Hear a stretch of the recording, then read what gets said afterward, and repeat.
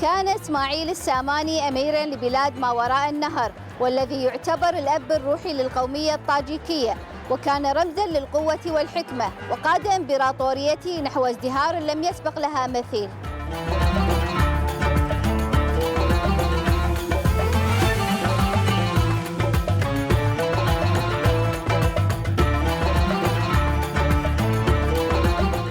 يشكل الشعب الطاجيكي الذي يتميز بلطفه وكرم أخلاقه جزءاً أساسياً من تجربة السفر إلى طاجكستان.